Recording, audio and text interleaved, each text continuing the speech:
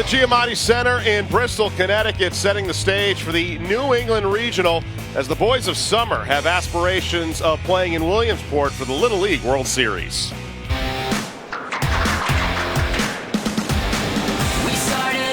Fun is underway here at the Little League World Series.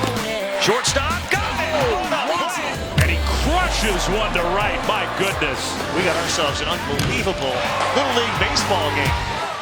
It's a feeling it's never gone. It's the reason keeps you coming back again. Summer forever. There it is! They did it! The perfect season!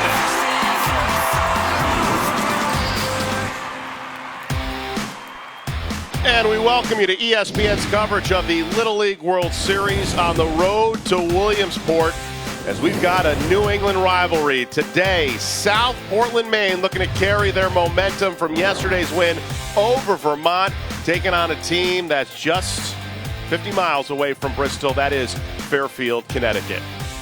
Hi, everyone, and welcome alongside Darren Bragg, who spent 11 years in the majors. I'm John Brickley. Glad to have you with us. We take a look at the New England Regional, a spot to the semifinals on the line. And let's start with South Portland, the team out of Maine. First time in 50 years they're in this tournament, and they made the most of it yesterday, Darren, with their victory over Vermont. That was highlighted by that rally in the sixth inning to knock out their counterpart.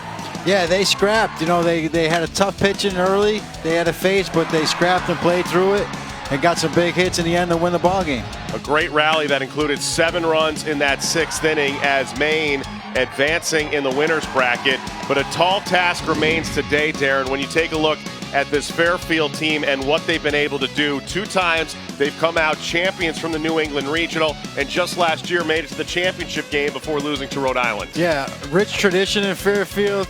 They had the experience last year, got a couple kids returning this year, so experience is with them. So we have 2 teams looking to vie for a spot into the semifinals. And as we take a look at the division at a glance in terms of the format for the Little League World Series in this New England Regional, 6 teams in a modified double elimination. We've got 6-inning game that includes 2/3 the conventional field size with the minimum mandatory play. But for New England to be represented in Williamsport, Connecticut looks to be one of the top teams to try to knock down. So when we come back at Breen Field at the Giamatti Center here in Bristol, Connecticut, we've got the first pitch. South Portland, Maine looking to hold on to that magic as they take on Fairfield, Connecticut on the other side of the break.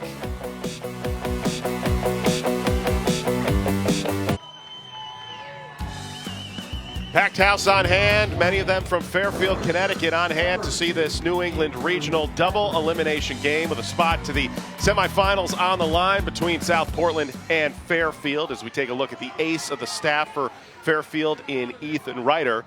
Already a favorite of mine just because of the fact that he likes Mark Wahlberg. So there you go, a checklist for Ethan Ryder as Fairfield able to get the first round bye thanks to the blind draw that occurred as Andrew Heffernan, who had a 2-run home run in the game against Vermont to lead things off for South Portland, and a swing and a miss in the first strike by Ryder. Yeah, and that's a nice thing about having the first round bye. You can bring out your ace in this game and still have the day off for tomorrow and bring it back on Wednesday if you have to. First 2 pitches swung on and missed by Heffernan. South Portland 9-1, 220 miles from Bristol, coming away with a 9-7 win in yesterday's opening round against Vermont. And 3 pitches, 3 straight strikes, and Ryder retiring Heffernan by way of the K to begin things off. Establishing his fastball early, getting on top of it, some high heat right there, blew it right by the hitter. So that'll bring up the shortstop, Johnny Poole. 15 home runs during the regular season for Poole. First pitch swing to second base, and an easy flip to first, and they are 2 away for Fairfield to begin this game. You know, the big question is with these teams that have this bias, how they're going to show up to play after watching the other teams play yesterday. So right now, Fairfield getting the pitching, throwing strikes, settling in. So here's a look at the first baseman, Nolan Hobbs, who began as the starter in the first game. He's 2 first pitch swing. That one fouled away. Hobbs yesterday, 5 innings pitched, 12 first pitch strikes in the victory. Also helped us out his own cause at the plate as well in that win for South Portland. Swung on and missed, and Hobbs quickly behind in the count, 0-2.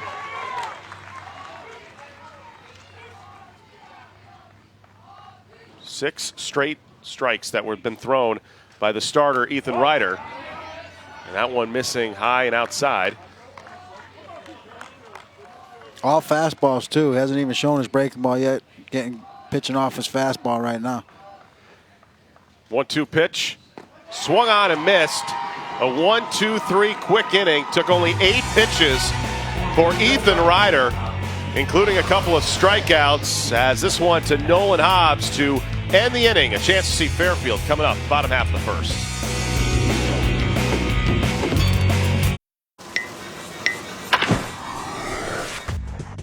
I think, like most team sports, obviously baseball's the closest to me, but the satisfaction that you get out of accomplishing something as a team is something that you can apply your whole life and whatever you're doing. And I think kids might not understand it when they're young, but that's something that you'll get the most satisfaction out of.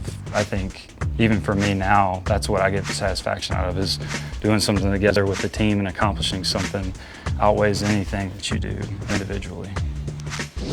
Great insight from a 3-time World Series champion, Giants catcher Buster Posey, as the Giants and Cubs set to battle later tonight on ESPN in the 10 o'clock hour, as we get set for the bottom half of the first inning in this New England regional consisting of 6 teams. We saw New Hampshire yesterday take care of Cumberland, Rhode Island, while South Portland, Maine, with their victory over Vermont, also registering a win. Rhode Island and Vermont both still seeking their first win, as we will have a chance today for the first time to see Massachusetts and hear today Fairfield, Connecticut in action. Ethan Ryder, the starter, the ace of the staff for Fairfield, a quick 1-2-3 top half of the first inning.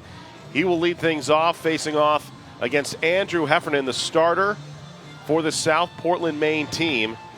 And Heffernan's bat, part of the story yesterday for South Portland. And if you're Maine going up against a Fairfield team with the home crowd in their favor, what's got to be the key? Yeah, the key is just keeping your composure. You know, you got a big crowd. You got Fairfield's got some experience. Maybe one of the favorites to come in here today. So just keep your composure. Execute your game plan. Donning the orange bat is Ryder to begin things off in the leadoff spot. And the first pitch by Heffernan, missing the inside corner for ball 1. Fairfield 15-0 on the season, just 49 miles from the Giamatti Center. And last year, losing to Rhode Island in the championship game, but this is a Fairfield team that has won titles in 2010 and 2012, as that one fouled away. And you can make the argument too, Darren, that being the local hometown team, that there is a little bit of added pressure. Yeah, definitely. When I played, I actually didn't like people coming to the game because of the added pressure. I was happy to see that no one. I would say, no, you don't have to come. I'll be all right. So definitely puts pressure on you when you get your family members and friends in the game. 3-1 offering by Heffernan in there for a called strike to make it a full count. South Portland with a 9-7 victory over Vermont yesterday. And the grounder to third, Stanley. And in time for Ryder. Nice job to get the infield single. And a leadoff infield single for Fairfield, and you can tell the frustration on Stanley. Yeah, nice play by Stanley coming across in front of the shortstop. That's a third baseman's ball. Nice job of showing some range here, cutting across in front of the shortstop. Made a strong throw to first, but nice hustle down the line to beat it out. Well, the first batter of the game. And Jim Poole, the manager for Maine, coming out, potentially wants to have a video replay of this. And now there will be a conference between Wayne Lowry, the home plate umpire, and Jared Krissinger, the first base umpire, I should say. And when it comes to video replays, only applying to regional action in the Little League World Series and the World Series televised games. Includes the force outs tags on the base paths, hit batters.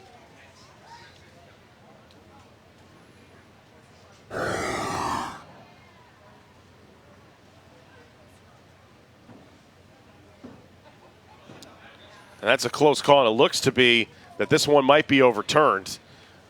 Originally called an infield single.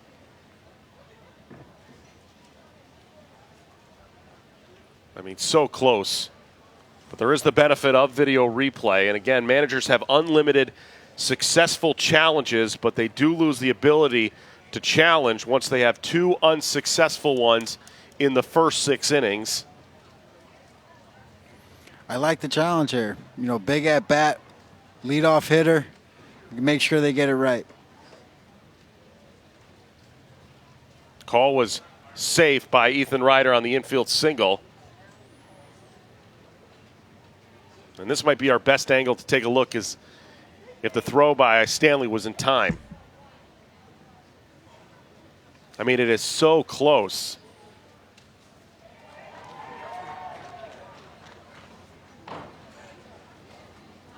And we're still waiting the official word from home plate umpire Wayne Lowry as to whether or not the call will stand. Again, the call on the field is that Ryder beat the throw. He was safe at first.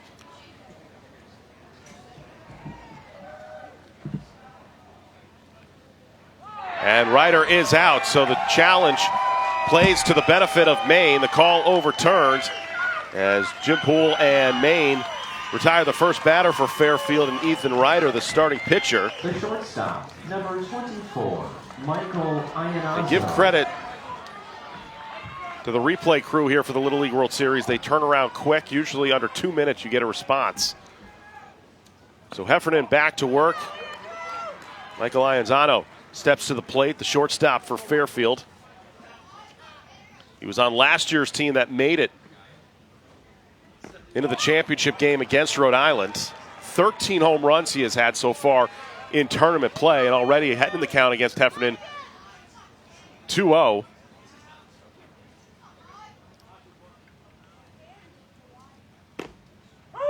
And that one in there for a called strike. Now, there have been overcast skies throughout the morning. We saw that coming in to the Giamatti Center. Rain is forecasted to come in the next hour. And there, Heffernan able to even up the count at 2-2. Maine in their road red, Fairfield in their home white.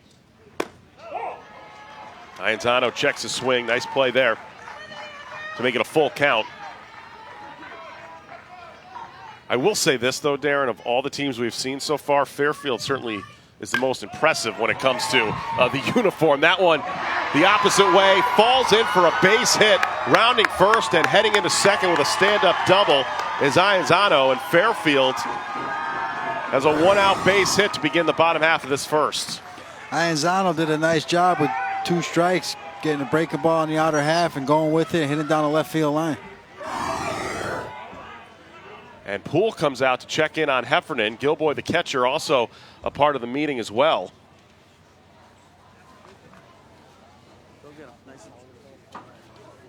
Nice start up. Go get him. Let's go.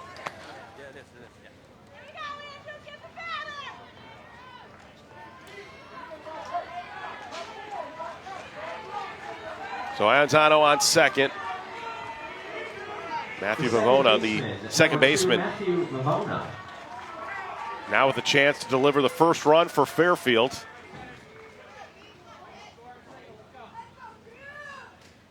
Vivona was another guy that was on that team last year, so they got their shortstop and second base with experience from last year. That helps.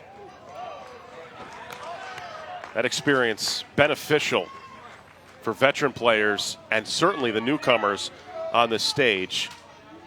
Iannazzo, who's on second, Vavona at the plate, both the players who were on last year's team that made it to the championship game, eventually falling to Rhode Island. But Fairfield, a team, again, has great success in the New England Regional. They and Rhode Island have represented this New England region, as this one sent to deep center field and gone. And just like that, Vavona has Fairfield on the board with a 2-run home run.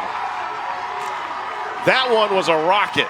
Nice short, quick stroke, almost like a line drive type swing that just got out over the fence, but it was hit hard. Vovoda, who had a walk-off home run to win districts. And we take another look at this one. Look at the power packed on that at bat. Yeah, nice short stroke. Got a pitch he can handle up in the zone. Line drive, left center field home run.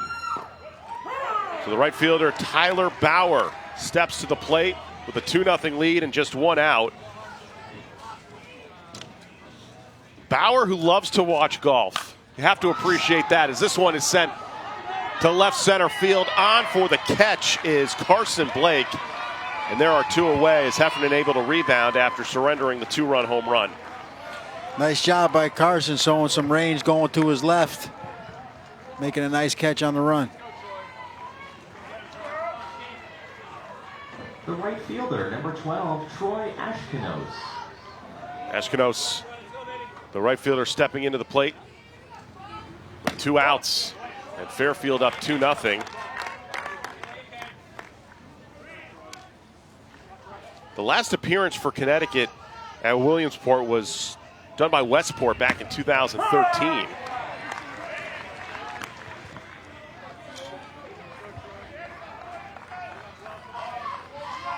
Outside of that, Fairfield has been the team representing Connecticut in the New England Regional. That's how dominant Fairfield has been. Yeah, and it's not easy getting here, so that just goes to show you what kind of program they have down there, that they're able to repeat and come back here back-to-back years. Chicanos with a 1-2 count. 20 pitches thrown in this first inning for Heffernan. And staying alive. Chicanos. Fairfield in a interesting predicament. We talked about the home field advantage in essence, and you match up with that veteran experience. One of the dangerous teams in New England. Check swing, did not go, and it remains now 2-2. They lost in the championship last year to Rhode Island, so that experience should help them in this tournament this year. Ashkenos with the line drive into center field. And so Fairfield continues with their third hit of this inning, up 2-0. And that'll bring up the 6th batter of this first inning, Aiden Rivera, the catcher. Quick reflexes on the pitcher here to get out of the way of this. That was coming right for him. It's close, that distance. It's a scary thing. We saw it in the first game what happened, so very quick reflexes right there by Heffernan to get out of the way. Jim Poole out, the manager for South Portland. Now again, Hey, keep your head up. the 20-pitch threshold. And Heffernan is going to be out of this game, so Poole not wasting any time, as his son Johnny will be the new pitcher. Tomorrow if this doesn't go our way, okay? You go When get we out of come this back, inning. If 2 your arm's outs uptight, in we the got top squishy, half we of got this deal first with inning. it. Connecticut up 2-0. Go keep it down, work hard together, okay? The Little League Grow the Game Grant Initiative has distributed over $2 million at the local level. Grant funding provides local Little Leagues resources for general improvement and to expand or establish softball, challenger division, and urban initiative programs. For more information, visit littleleague.org/grow the game. Maine quickly making a change on the mound. Johnny Poole moving from short now will be the new pitcher. The coach's son now battling with a Fairfield team that has a 2-0 advantage. Now the good thing for Andrew Heffernan, who started off this game, the pitch threshold that he had was at 20, which means he will not have to rest for the next game. Part of that managing a game within a game is Aiden Rivera. His first plate appearance. Yeah, if you have the pitching, you know, if you got 6-inning ball games, if you got 6 pitchers, you can technically throw them 1 inning a day every day and do the job. The question is, if you're 6 deep, that's probably tough to do when you only have 12 guys on a team, 13 guys on a team. But if you can find 5, 6 pitchers, they might be able to go out there back-to-back with this type of strategy he's got going. So the first guy, he's got him ready for tomorrow if he needs him. We saw Vermont do a similar strategy yesterday. Their starter, Eli Bostwick, was electric early on, he gets taken out, and the first pitch given up by Deibler was a 2-run home run by Matthew Fogg for South Portland. So an interesting strategy that South Portland has gone with, already pulling their starter in the first inning.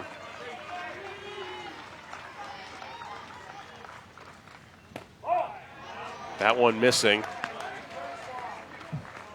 And it's a 2-1 count in favor of the batter Aver. Already a 2-run home run. Matthew Vavona unloading off of Heffernan to give the early lead to Fairfield. This one's sky high and out of play. You mentioned, Aaron, how hitting can be contagious, and you certainly think that if you can get 2 runs on the board on a 2-run home run in the first inning off your opponent, that bodes well for the rest of the game momentum-wise. Right, and it's the first guy that got on base, he was a guy returning. Vavona was a guy returning. So when you got 2 leaders like that are making that things happen, the rest of it's contagious, and the younger guys can pick up on it. So the home run by Vavona sets the tone for Fairfield. They've got a 2-0 lead at the end of 1.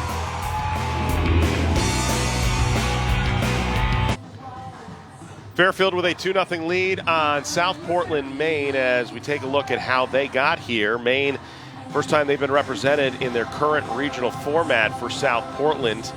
Their first state title in 50 years, and during that state tournament, outscoring their opponents 31-3, and started off with the victory on Sunday in the opening round, Darren, with a 9-7 victory over Vermont, highlighted by that 7-run 6th inning.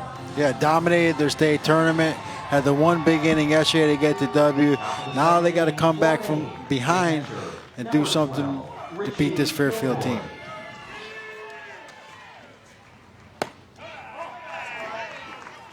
So as we begin the top half of the second, Richie Gilboy, the catcher, whose favorite singer, Sam Hunt, to the plate. 165 pounds, a lot of girth at the plate. Gilboy, who can certainly launch this ball. Packs the power in that middle portion of the lineup for South Portland. And is ahead in the count, 2-0.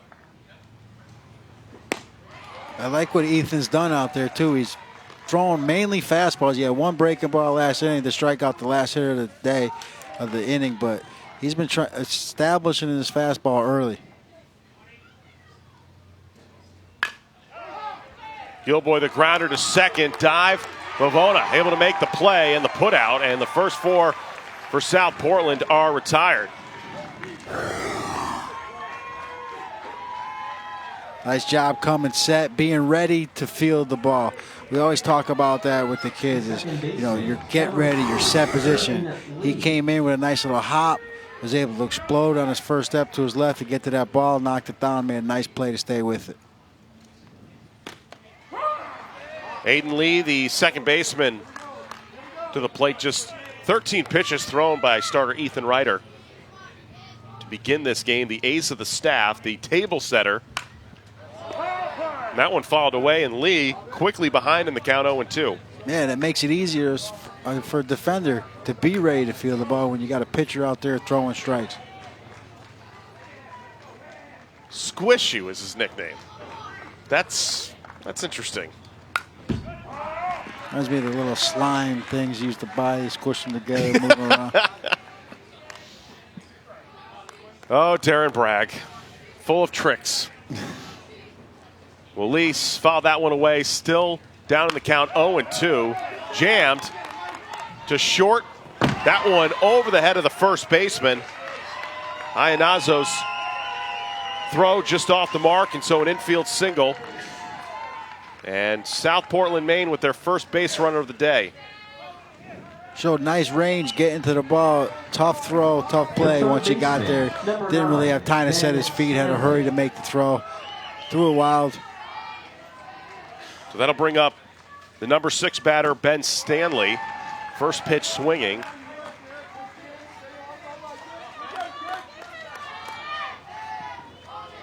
Stanley, whose favorite actor, Paul Walker, actually took a couple years off to focus on lacrosse before returning. And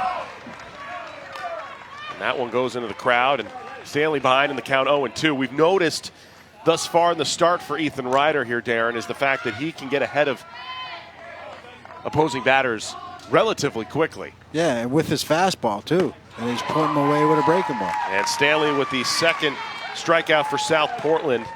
And there are 2 away, as that'll bring up Ian Wright, the center fielder. The center fielder, number 6. That'll be actually the 3rd strikeout now for Ethan Ryder. As Wright, who is a huge hockey fan, that's why he wears number 63 for the Bruins' Brad Marchand.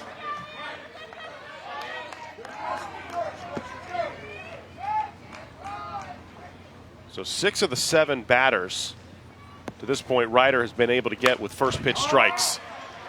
And again, right now, the latest to fall behind 0-2.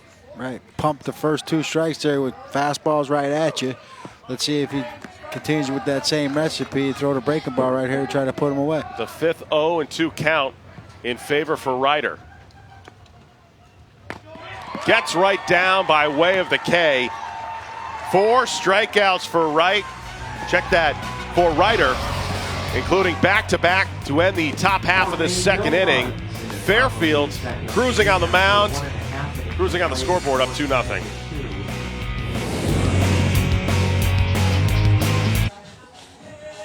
Beginning in January of 2018, Little League will join other youth baseball organizations in adopting USA Baseball's new USA Bat Standard. For more information on how this new youth standard will impact Little League, visit littleleague.org/bat info. So the rain's starting to come down just a little bit. It's been expected in the forecast in the Bristol area as the umbrellas out in full bloom as we get set for the bottom half of the second inning.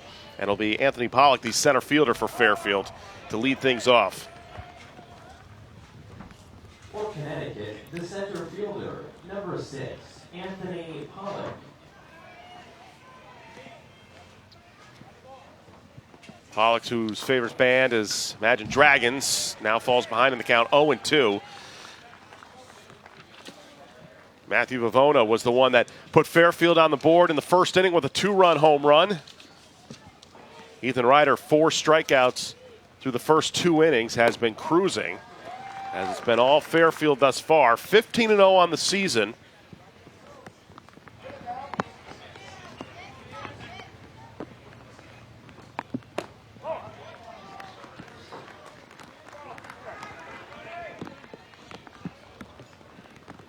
Poole, the second pitcher used, as you can tell, the rain coming down at a much more steady pace.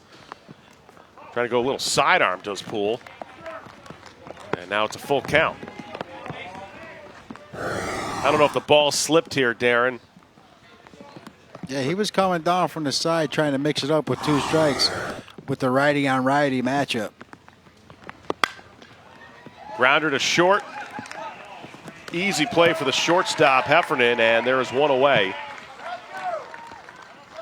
Winner of this game heads to the semifinals. It's a modified double elimination tournament, meaning that whoever loses today still is alive for a chance to punch their ticket to Williamsport.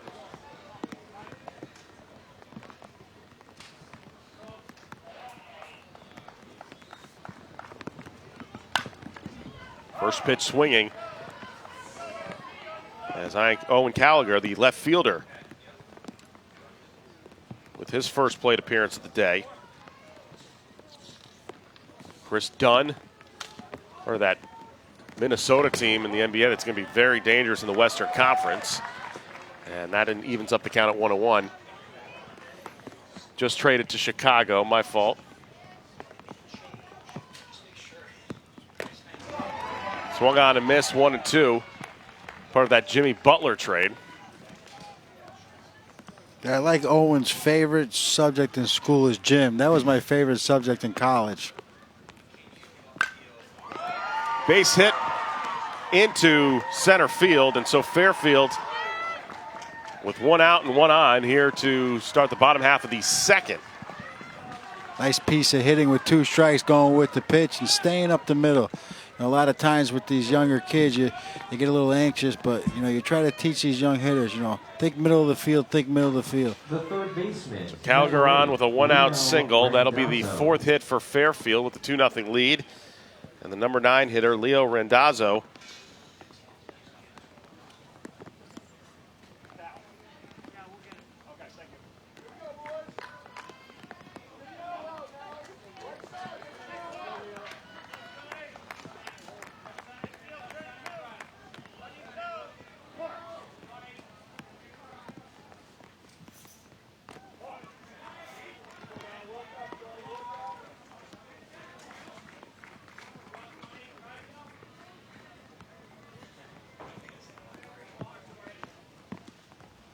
The 1-0 pitch, Rendazzo, hot shot to second. Great play by Aiden Lee.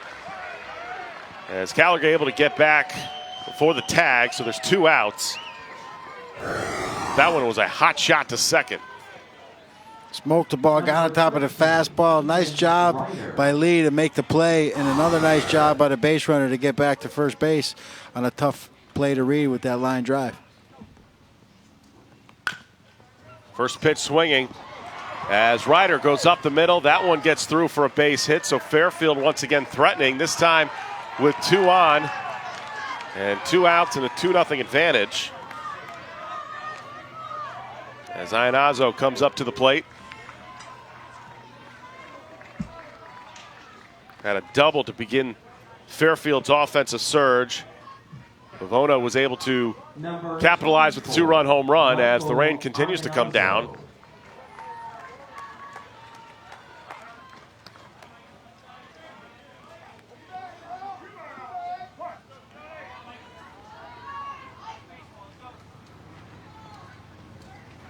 Iannazzo, first pitch swinging, second base, easy play for Lee, and the threat is over for Fairfield. So midway, Fairfield with a 2-0 lead on Maine. For Connecticut, no runs in the bottom of the second. As we move to the third in this New England Regional, Fairfield starter Ethan Ryder has been on point. 22 pitches, 19 of them have been for strikes, including 4 strikeouts, Darren. And he's got a 2-0 lead, and so far South Portland has had no answer for the ace on the mound for Fairfield.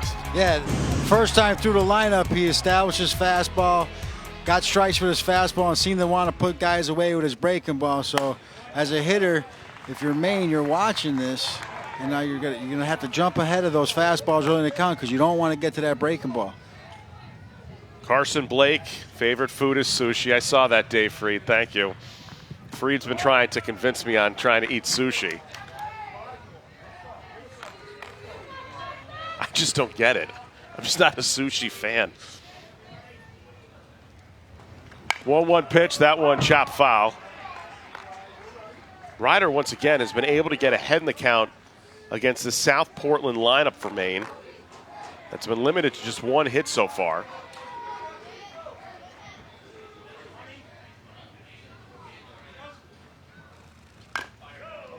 That one chopped foul. Looks as if the rain has subsided just a little bit. And this was the time period that rain was forecasted. We've been lucky so far to get. Blake swung on and missed as Rivera throws it down to first. The 5th strikeout to this point for Ryder. He's got 3 straight retired by way of the K, and there's 1 out so far in this inning. You know, same recipe as he did earlier. You know, establish his fastball early in the count, and when he wanted to put a hitter away, he went to that breaking ball. So that'll bring up the number 9 hitter, Matthew Fogg, playing in right. Had a 2-run home run in the victory over Vermont.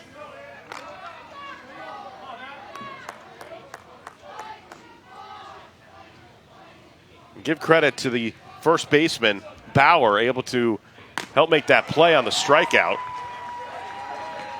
As Fogg cut on and missed, evens up the count at 1-1. Now see, there's something that I can appreciate. Favorite food is steak. Nothing against sushi, but steak would be my first choice. Fogg squares to bunt, and that goes foul, and he falls behind in the count, 1-2. What piece of steak do you like the best? Well, I just had a ribeye, so I'm going to go ribeye for right now. But if I like to go high end, I do the filet.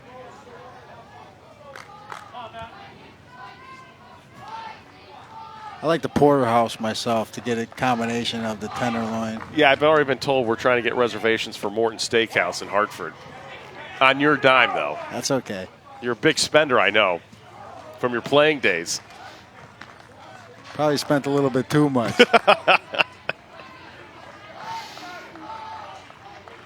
So a 2-2 count here to Fogg with 1 out in the top half of the third. As Ryder again with the strikeout. 4 straight punch outs for Ryder.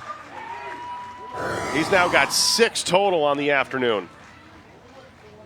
Number 2. Right there, nice hard fastball up in the zone. Throwing strikes. Back to the top of the lineup. Heffernan able to duck away from that one. You know, it puts a lot of pressure on the offense as a pitcher when you throw strikes, because you want to take pitches and see pitches, but you also don't want to be hitting 0-1, 0-2 every time. And the putout retires the side.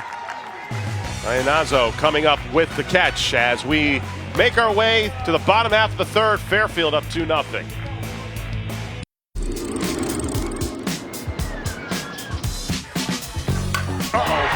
There it goes. A big fly from Colin Lemieux. And Lemieux goes to second, and it's 4-1 Warwick. Called strike 3, and Warwick, for the first time ever, is going to Williamsport and the Little League World Series. Last year for Fairfield ended in heartbreak, just falling short in the championship game to Rhode Island, but Fairfield has been here before in this type of situation. Back in 2016, 13-0 coming in, averaging just under 10 runs a game. This year they're 15-0, entering the New England Regional, as Matthew Vivona once again sends this one right to the backstop of the wall. Vivona rounding second, and he will be in for a stand-up triple. What a couple of at-bats Vivona has had so far. A 2-run home run and now a stand-up triple in his second at-bat to begin the bottom of the third. Yeah, and he was running hard out of the box, so he had triple on his mind right away. Number 7, Tyler Bond. Already got the 2 most difficult parts of the cycle, Darren. A home run and a triple.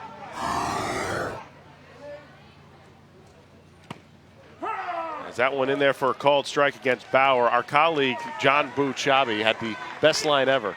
When you say you're triple shy of the cycle, that's like saying you're 20 pounds away from losing 25. That one paints the outside corner. And quickly behind the count is Bauer, 0-2. Pretty impressive uncle to have. Frank Vogel, the head coach of the Orlando Magic. That's something to brag about. Yeah, especially when they come up in town to play the Celtics. You get tickets for that game.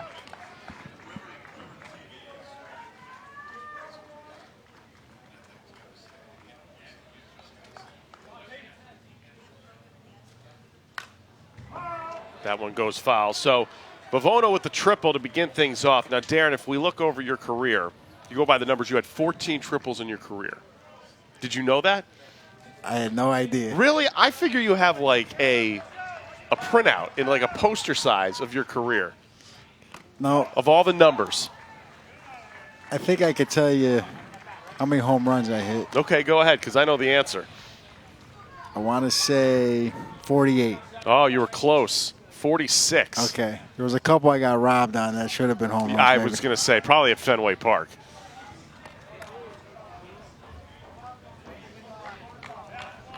So Poole dealing with a 2-2 count to Bauer, who flew out to left his first time up.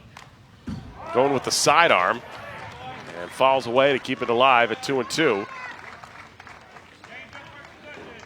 Yeah, he's showing the sidearm action, that arm angle. Sometimes righty on righties, the pitchers want to mix up, give you a little different arm angle to look at, especially when they have 2 strikes and looking to strike you out. This one set to shallow right. The second baseman coming on hand and making the play as Lee tries to check the runner back at third, and there is one away for South Portland as Christian Smith will be coming in a pinch hit situation for Fairfield. Pinch hit. Number 5. Nice try trying to get behind, throwing behind the runner, try to get him out third. Great job by the left fielder backing up the base there too.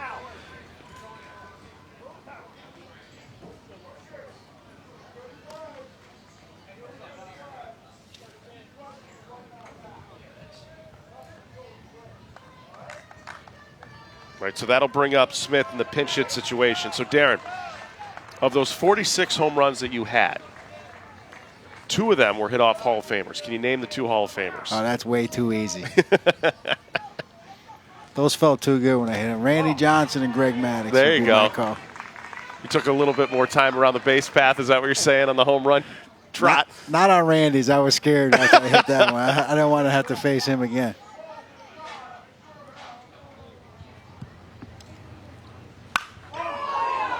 Smith.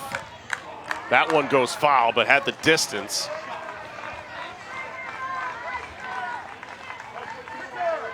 Dave Freed, we're just playing Did You Know? Who is the only pitcher you homered off of that is still playing right now?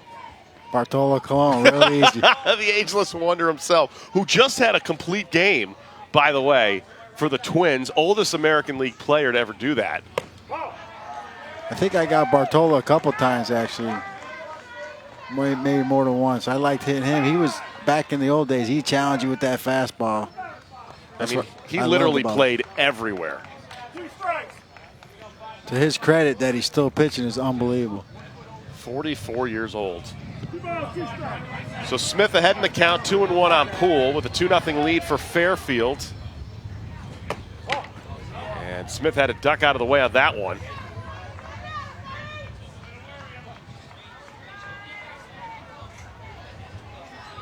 So the favorite player for Smith, Bartolo Colon. How about that? Oh, perfect timing. How about that? Smith to right. Making the catch is Fogg. Tagging up from third is Vivona. And Fairfield, another run comes across for them to lead 3-0. Nice job right there. Call a productive out. You got a man on third. You're trying to put a ball in play, get RBI. Great catch by Fogg in right field, but it was still a sacrifice fly with an RBI. So a 3-0 lead on the sac fly. As Smith beneficial in the pinch hit situation. So Anthony Pollock, the center fielder for Fairfield, coming up. Poole now up to 34 pitches. And this one sent deep, but right to the left fielder. And making the catch to retire the side. So Connecticut gets another run across at the end of 3. Fairfield up 3-0 on Maine. You're watching ESPN's coverage of the Little League World Series on the road to Williamsport.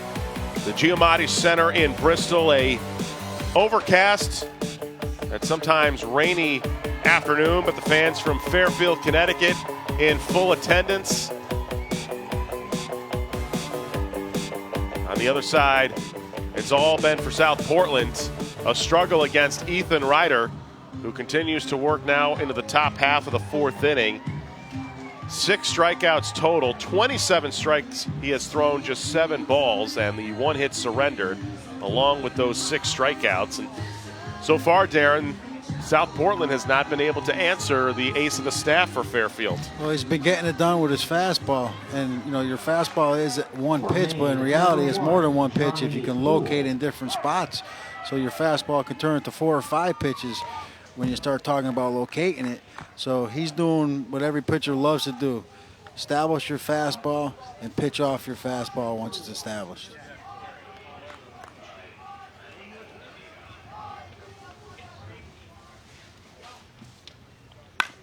Poole with the shot. Beautiful defensive stab at first. And a nice job to retire the first batter. Oh, they called it a foul. Okay. It looked originally like Bauer had made the nice play. Take one more look at this one, Darren. I mean, that's what we talk about as a defender. Your length. You have range with quickness and speed, but you also have range with your length. He showed some length there, reaching high for that ball. That one chopped foul, and it'll be 1-2. So Ryder, once again, able to get ahead in the count against this lineup for Maine.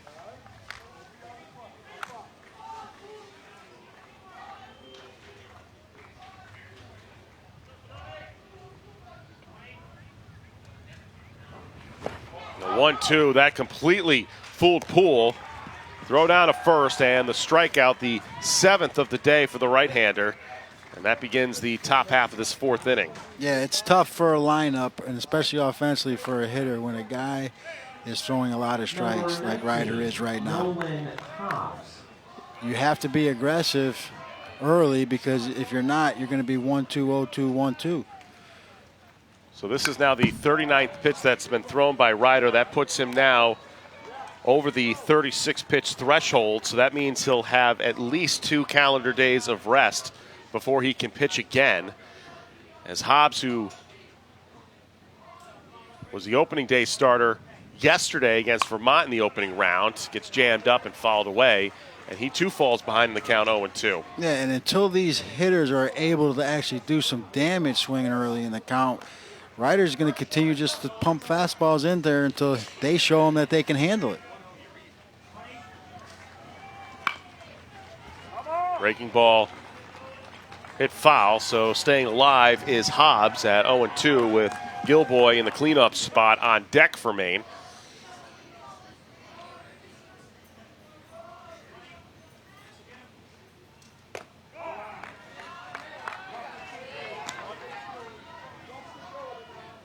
Fastball up in the zone there.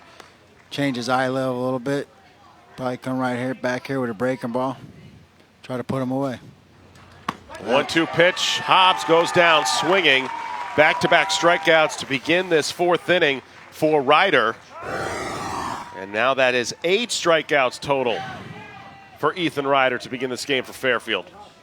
Yeah, he's feeling it right now. Number 12, Richie Gilboy. The out distribution, just 1 fly out compared to the 2 ground outs and the 8 strikeouts.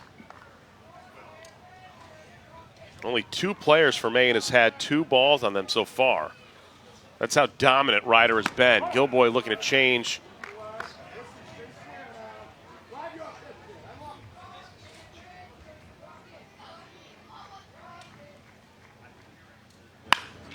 Gilboy lost this one up into shallow left field, and that one drops in for a base hit right in front of Gallagher.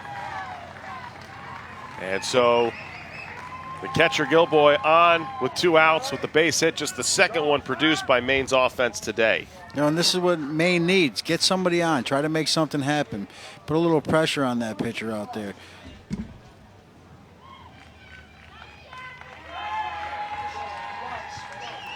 So we have a special pinch runner, Ian Wright, coming in for Gilboy. And in terms of a special pinch runner, twice a game, but not more than 1 per inning, a team is going to be able to utilize a player who's not in the batting order. So Aiden Lee to the plate with 2 outs. The special pinch runner right on first. Ryder's breaking ball missing high, and it's 1-0. We saw in the first game between New Jersey and New York that first round bye did not faze New Jersey with the victory 9-0 as that one sent to the shortstop, Iannazo, to end the threat for Maine. We are midway through the 4th here in Bristol, Connecticut, with a 3-0 lead. It's a feeling like it's never gonna end. It's the reason keeps you coming back again. Saying summer forever. Keep it going now. Summer forever. All part of the excitement on the road to Williamsport for the 2017 Little League World Series, seen on a number of platforms, including ESPN, ESPN2, ABC, and on the Watch ESPN app. Can Fairfield rebound after last year's tough loss to Rhode Island in the championship game in the New England Regional and make a return trip to Williamsport? Thus far, behind Ethan Ryder, they've got a 3-0 advantage, I should say, as we work our way to the bottom half of the 4th inning at Green Field. Overcast skies as the faithful fans of Fairfield making the short 50-mile trip from Fairfield here to the Giamatti Center. Poole back to work. This time going up against number 10 for Fairfield, Anthony Valletta. A lot of left-handed bats in this lineup for Fairfield. This one sent to short. Heffernan able to make the putout, and there is 1 away.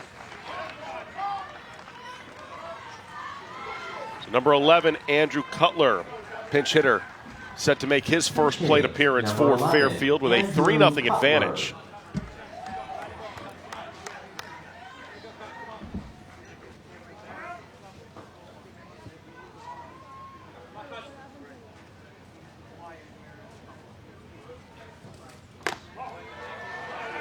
Fairfield 15-0 on the season. Cutler, whose favorite athlete is Isaiah Thomas, IT.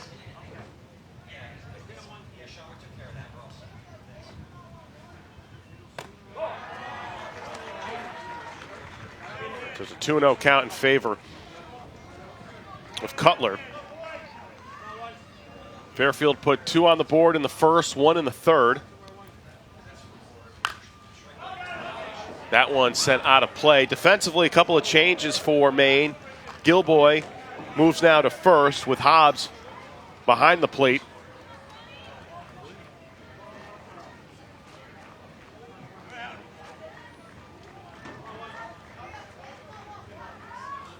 And the 2-1 pitch missing outside for Poole, and he falls behind the count 3-1. Modified double elimination tournament. The Eastern region, which has been hosted here at the Giamatti Center since '87, was expanded in 2001 to the New England and the Mid-Atlantic regionals. Cutler able to draw a 1-out walk. And Griffin Dotter, one of the subs for Fairfield. As Coach Poole. I want you to go finish this guy at least 9. Guys, we're good.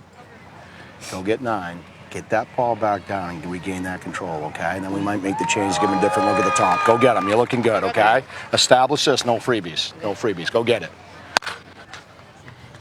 Always great advice from father to son. As Maine still trailing 3-0, so a chance to once again limit the damage with Dotter coming to the plate for the first time. And these are difficult situations, coming in a pitch hit situation midway through a game. First pitch swinging, skied high to center field. Fogg underneath it, makes the catch, and there are 2 away. And you like to see your pinch hitters being aggressive like that. You don't have too many opportunities. So usually as a pinch hitter, when you get the first pitch you like, you jump on it. And he did right there. Nice job. Back to the top of the order for Fairfield, Ethan Ryder. The story for him has been more of the performance he has put together on the mound with his 8 strikeouts. Has thrown 47 pitches to this point. Runner on first. First pitch swinging is Ryder. That one falls in for a base hit. Second and third for Fairfield on the stand-up double by Ryder with 2 outs. And Fairfield here, Darren, threatening already with a 3-0 lead. Yeah, as well as Ryder's pitching, Fairfield needs to score a couple more runs here. Nice job by the left fielder getting over there to cut the ball off, keeping the runner from scoring. Huge play that doesn't show up in the box score, but big play there to keep the runner at third with 2 outs.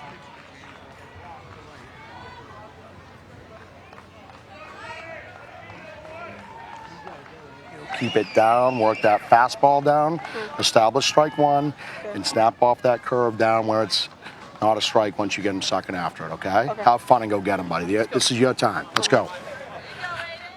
A pitching change for South Portland, Maine, as Aiden Lee will be the third pitcher used, as we'll step aside and be back in just a moment.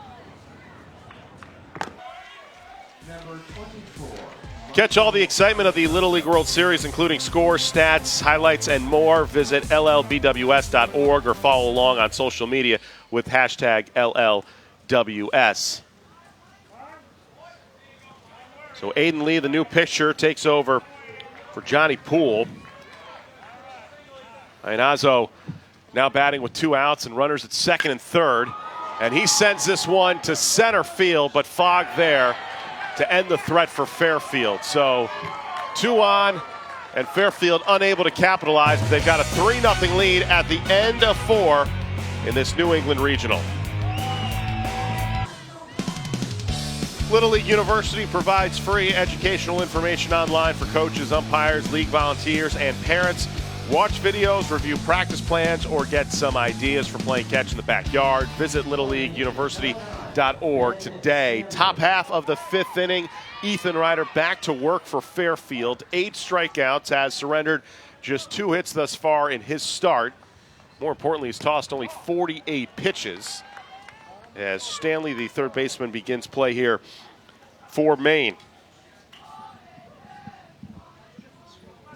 Stanley, who struck out in the second, part of a string of 4 straight strikeouts by Ryder.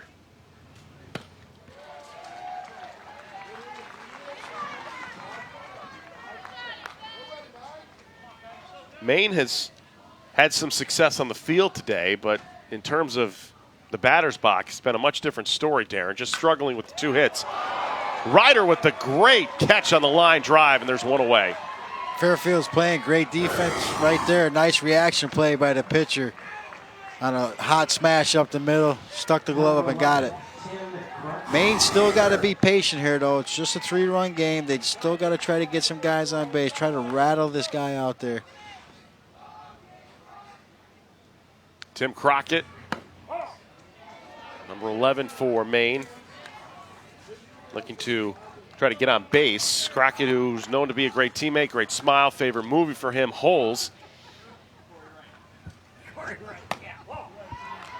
Missing high up is Ryder to fall behind in the count, 2-0.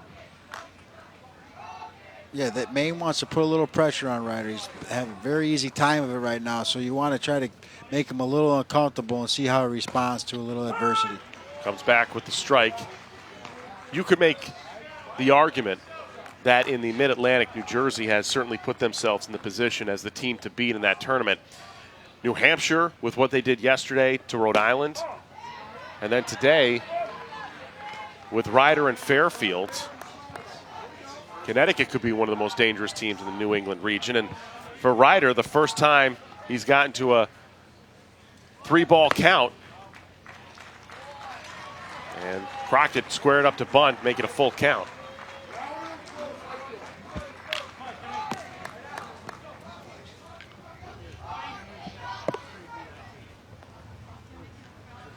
Three-two offering, swung on and missed. Ryder's got 9 strikeouts now in this game, and there are quickly 2 away with Crockett going down with the strikeout. And that'll bring up Alec Campbell, number 99 for Maine, as the rain starts to pick up in intensity. First pitch swinging is Campbell with 2 outs. Crush it Campbell, they call him in South Portland. And Ryder falls and slips, and that's part of the danger. And home plate umpire Wayne Lowry wanted to make sure that the right-hander was okay.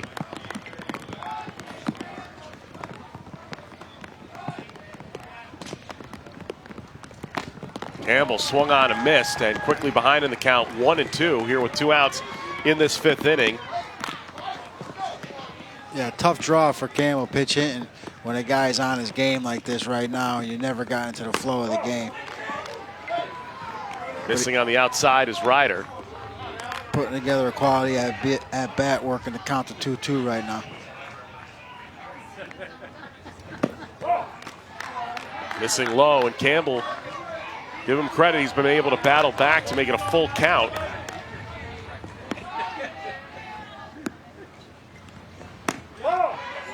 And that one misses, so Campbell, after falling behind the count 1-2, battles back to draw the 2-out walk. Yeah, nice at bat by Campbell, coming in and pitch hitting, facing a pitcher like this who's on his game. Got behind the count early, able to work himself back into the count and get a base runner here and get a little life for Maine. So Wright coming back out as a pinch runner. Wright enters as a special pinch runner on And that'll be an indication of a special pinch runner. Be used only once an inning. So with 2 outs, Matthew Fogg, the number 9 hitter, steps to the plate. That one gets away from the catcher. And advancing to second is Wright. So Maine with the man in scoring position with 2 outs, trailing 3-0.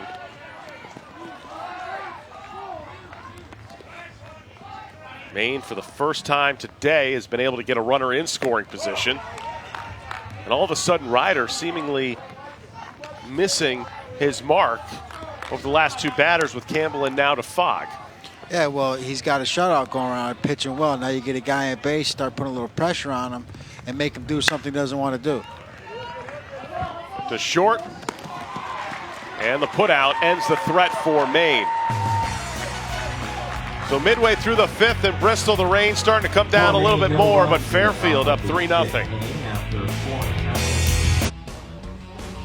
Catch all the excitement of the Little League World Series, including scores, stats, highlights, and more. Visit LLBWS.org or follow along on social media with the hashtag LLWS. The rain at Breen Field at the Giamatti Center with the umbrellas up starting to pick up just a little bit as Fairfield shutting out Maine 3-0 as we begin the bottom half of the fifth inning.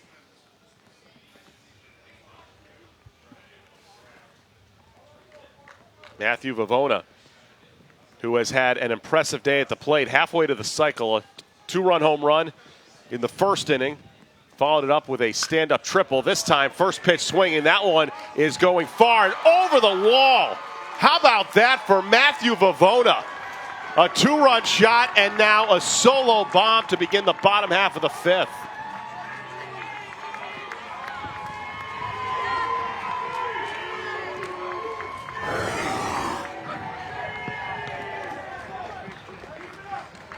Nice little leg kick, got his hands back, got his swing started, stayed behind the breaking ball and drove it out to center field.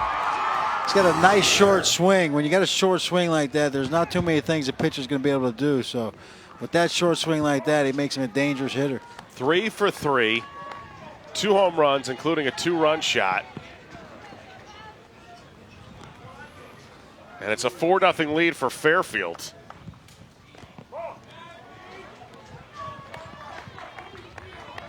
Tyler Bauer at the dish. Favorite actress, Emma Watson. Heading the count now 2-0. That one gets away from the pitcher as Aiden Lee back to work in this fifth. And now Poole back out for a visit with his pitcher Lee. We're going to make a change, okay? And no worries. I want Richie to come in here and get this thing done. Okay. Great job. Yeah. Richie! So Coach Poole making a change with a 3-0 count. Hustle, hustle. As Gilboy will be our new pitcher. Good job, guy. When we come back as Fairfield up 4-0. Work with him. Richie's going to hit spots. Richie Gilboy, the fourth pitcher used today by South Portland as they trail Fairfield 4-0 in the bottom half of the fifth inning. If you're just joining us, Fairfield, who last year lost in the title game to Rhode Island, making a tremendous comeback to begin things on the first play of them, as Matthew Vavona coming up with a couple of home runs, including a solo home run in the bottom half of this fifth inning. As for the standings in this New England Regional, New Hampshire and Maine both began with victories. However, Maine in some trouble. Fairfield and Holden, Massachusetts, the first opportunity to see those two teams today, with Rhode Island and Vermont still in search of their first victory in this tournament. A double elimination modified format as Gilboy, the right-hander, gives up the first pitch, a ball to Bauer, who was dealing with a 3-0 count. And so the leadoff man for Fairfield is on to begin the bottom of the fifth. For the most part, South Portland's pitching staff has done a great job, especially the bullpen. The guys came in, only giving up 2 runs the rest of the way here. First pitch swinging. That one falls in for a base hit into left field. As Escanos, the first baseman, reaches.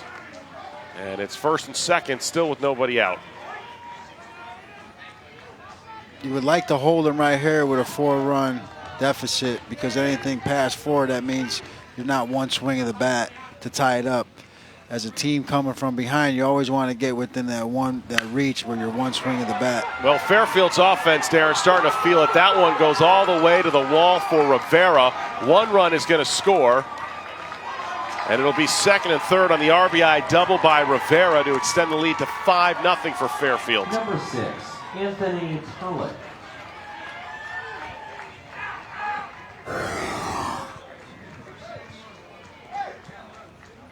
Nice job being aggressive on first pitch with guys in scoring position. That's what you like to see out of your hitters.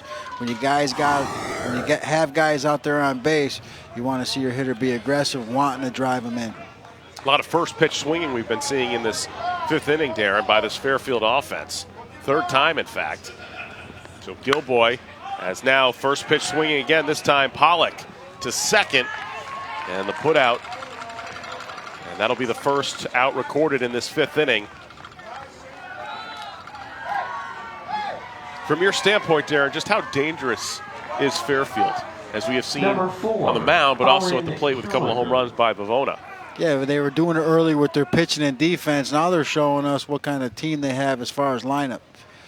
You know, being able to scrap out, get some guys on base, and get some hits.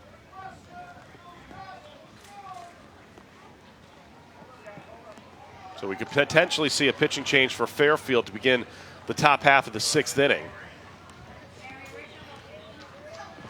Managing a game within a game, but depending on the pitch count eligibility rules.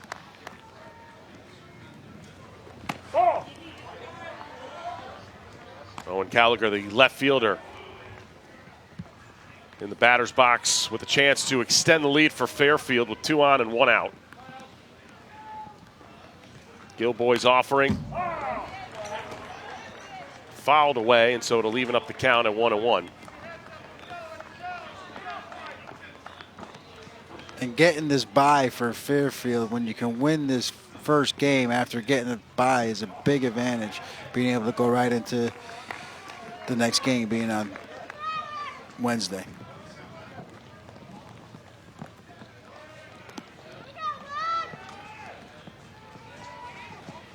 Well, the winner of this game has a spot in the semifinals, and that just shows you the importance of getting the first round bye in a blind draw.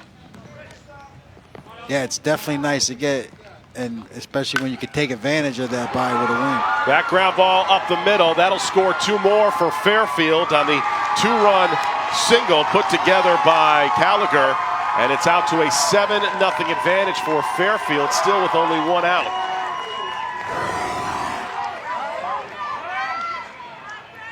Nice short swing, hard ball hit up the middle, couple RBIs.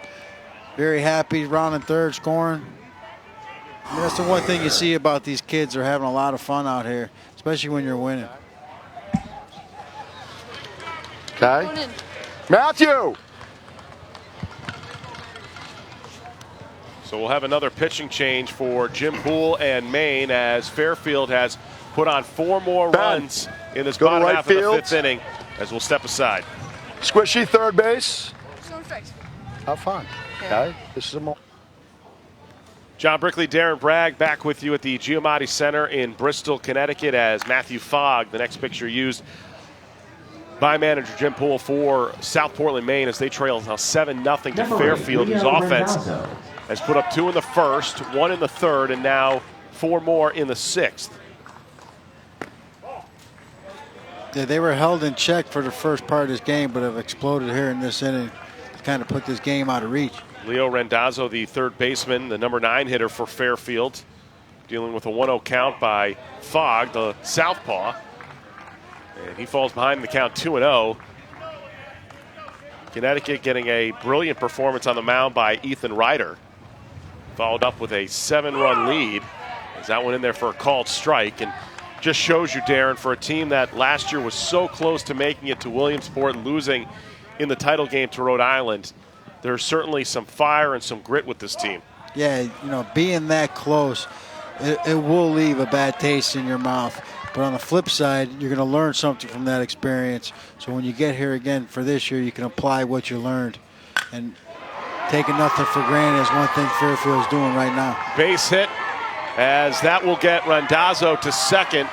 Stopping at third was Gallagher, so there'll be 2 on and only 1 out. And now the possibility of the 10-run rule starts to creep in the minds for fans here at Giamatti Center. Nice job staying on a pitch, driving it to right center. Hustling in for the double. What an opportunity it would be for Ethan Ryder to come on and maybe potentially end this game with a home run, as Sean O'Neill will come out of the dugout and pinch run. And now batting number 13, Ethan Ryder.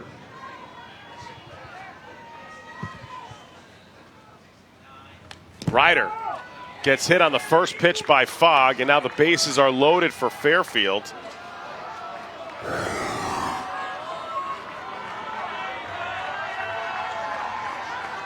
As now Ainazo able to come to the plate with Vivano on deck for Fairfield. So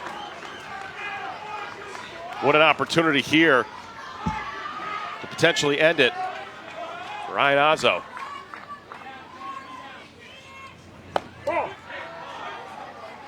If you're in this position right now, how do you approach this at bat for Fairfield, knowing you've got a 7-0 lead, bases loaded, one out, and the potential to end it? Yeah, being aggressive.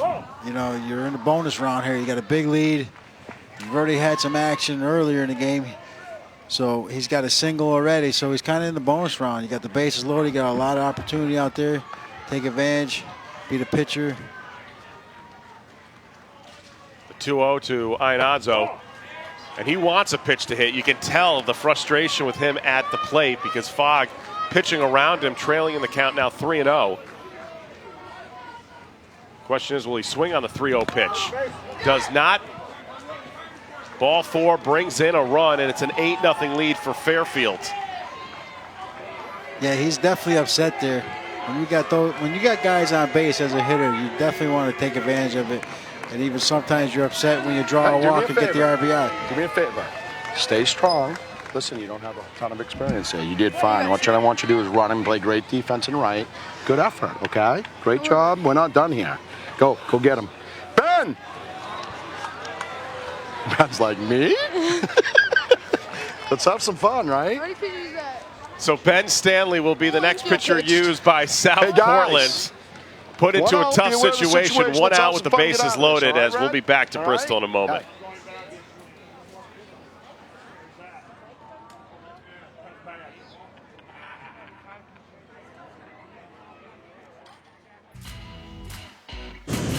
Fairfield with an 8-0 lead, bases loaded for this young man, Matthew Vivona, who has put on a show today.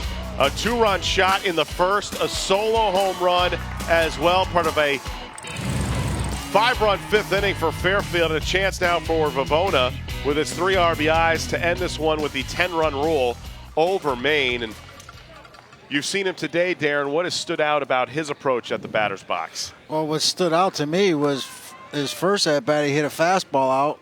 So then his second time up, he hit a breaking ball out. So, you know, there's not much. He's got a nice, short, compact swing. When you have a short, compact swing like that, as a hitter, most of the times you're balanced, and most of the times you're seeing the ball well.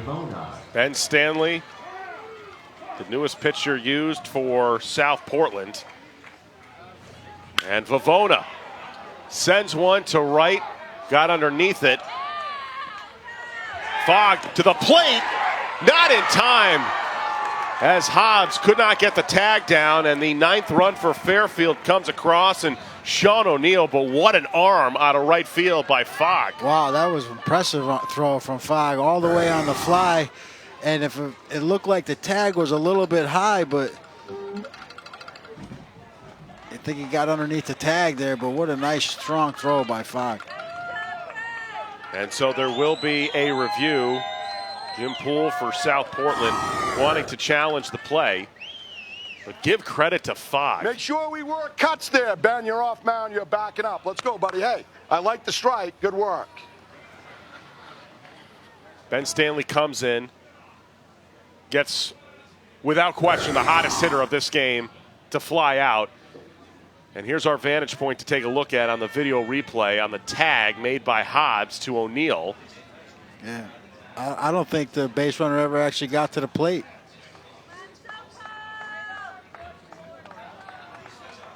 That replay would indicate that O'Neill is out. And if that is the case, that might be one of the best defensive plays we see this entire tournament.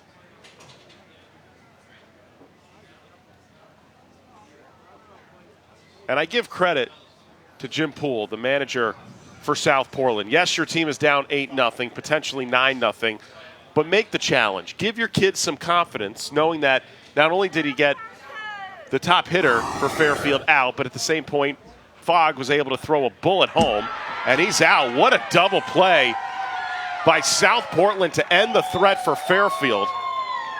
So the call overturned on a great defensive effort by Matthew Fogg, and we head to the 6th inning. And Fairfield looking to close it out up 8-0.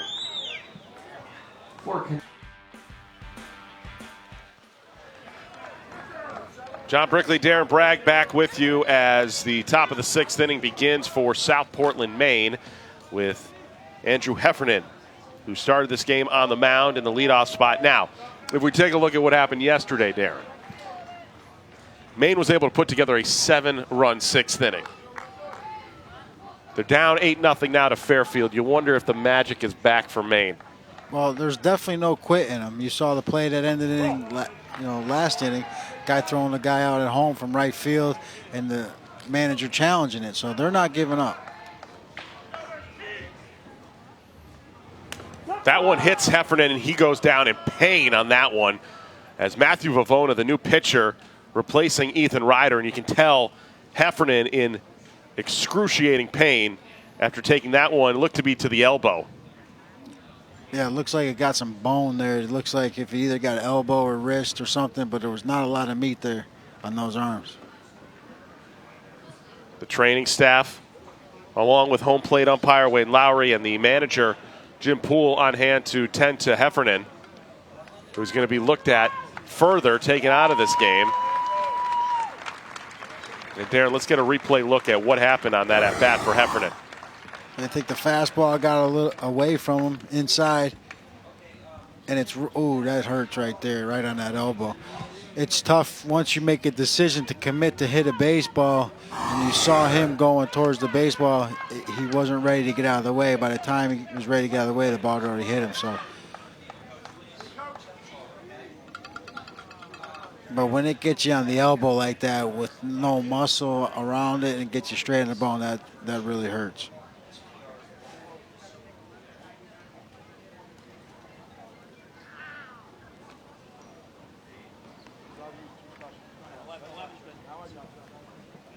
So now there's a meeting between both coaches, as Crockett will be coming out of the dugout to be the pinch runner for the injured Heffernan. For Maine, number 11, Tim Crockett, enters as a pinch runner on first base. And now batting number 1, Johnny Poole.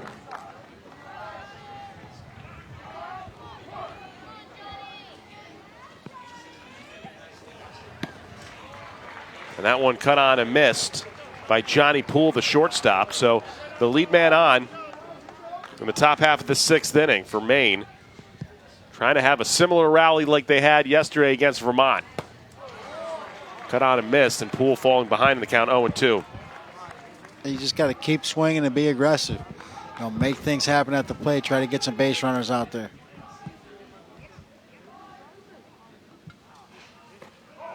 That one high, and it's a 1-2 count. Vavona replacing Ethan Ryder after his 5 stellar innings on the mound. 9 strikeouts for the right-hander.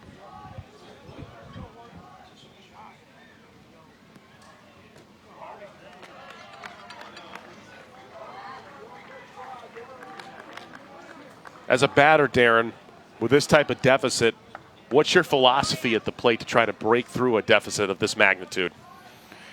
Be aggressive. You're not going to walk your way into a lead. You got to make things happen with the bat. So, and especially when the pitchers are throwing strikes out there, be aggressive, get a good pitch you can hit. Number 19, Nolan Hobbs. So Nolan Hobbs with 1 strike out to Vavona, who was able to get the first out by way of the K with Poole, and the first pitch strike to Hobbs.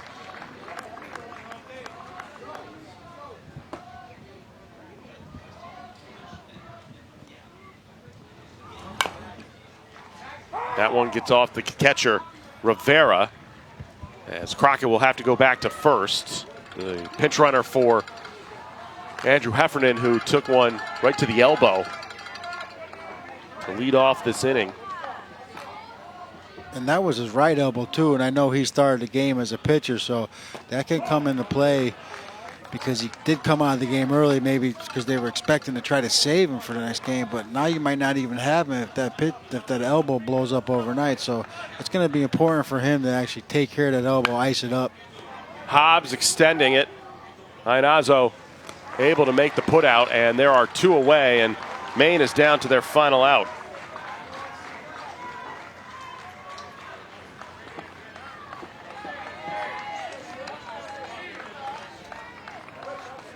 Number 12, Richie Gilboy. Gilboy coming up in the cleanup spot.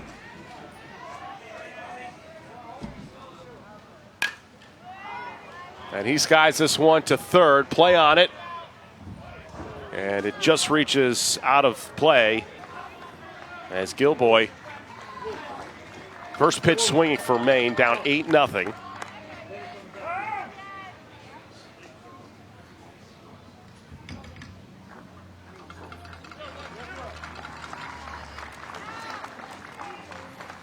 So Heffernan gets back to the dugout after being checked out by the medical staff, seeming to be okay. As Gilboy again free swinging that one out of play as well, and Gilboy and South Portland are down to their final strike.